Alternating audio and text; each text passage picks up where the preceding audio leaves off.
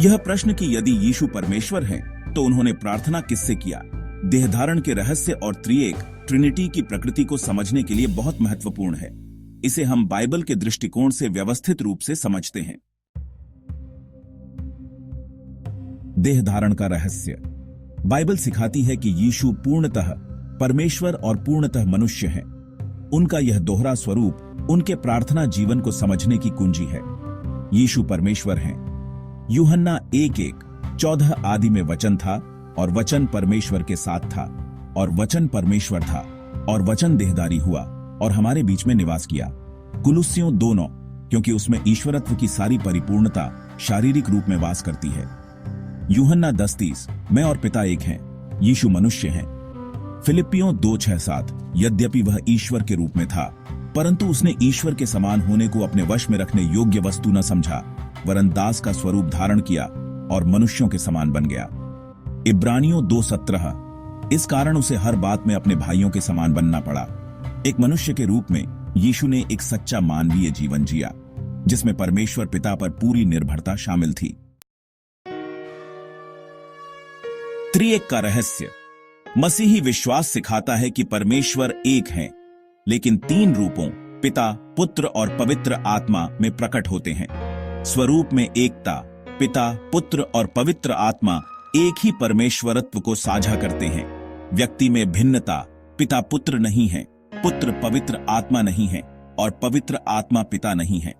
जब यीशु प्रार्थना करते हैं तो वह स्वयं से प्रार्थना नहीं कर रहे होते, बल्कि पिता परमेश्वर से प्रार्थना कर रहे होते हैं। यह त्रिएक के भीतर उनके संबंध को दर्शाता है।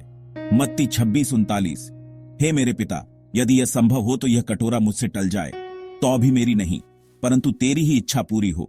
यह उनके संबंध की भिन्नता को दिखाता है, लेकिन परमेश्वरत्व में विभाजन को नहीं। मध्यस्थ के रूप में यीशु की भूमिका। यीशु इस संसार में परमेश्वर और मानवता के बीच मध्यस्थ बनने आए। उनकी प्रार्थनाएं उनकी इस भूमिका का हिस्सा है, क्योंकि एक ही परमेश्वर है और परमेश्वर और मनुष्यों के बीच एक ही मध्यस्थ भी है, अर्थात मसीह यीशु। अपने शरीर में रहते हुए यीशु ने प्रार्थनाएं और विनती ऊंचे स्वर से पुकार पुकार कर और आंसू बहाकर उससे की जो उसे मृत्यु से बचा सकता था। देहधारी पुत्र के रूप में यीशु ने दिखाया कि मनुष्य को ईश्वर पर पूरी तरह निर्भर रहना चाहिए। यीशु ने क्यों प्रार्थना की? यीशु ने अलग अलग उद्देश्यों से प्रार्थना की, जो उनकी सेवकाई और स्वरूप के अनुरूप थे। विश्वासियों को प्रार्थना सिखाने के लिए यीशु ने चेलों को प्रभु की प्रार्थना सिखाई।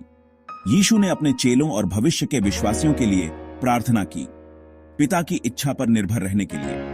मैं स्वर्ग से इसलिए उतरा कि अपनी नहीं परंतु अपने भेजने वाले की इच्छा पूरी करूं, पिता के साथ संवाद के लिए। और भोर को दिन निकलने से बहुत पहले वह उठकर बाहर निर्जन स्थान में गया और वहां प्रार्थना करने लगा, दूसरों के लिए मध्यस्थता करने के लिए। मैंने तेरे लिए प्रार्थना की है कि तेरा विश्वास जाता न रहे। यीशु ने उन सभी के लिए प्रार्थना की जो भविष्य में उन पर विश्वास करेंगे, अपनी मानवता को व्यक्त करने के लिए।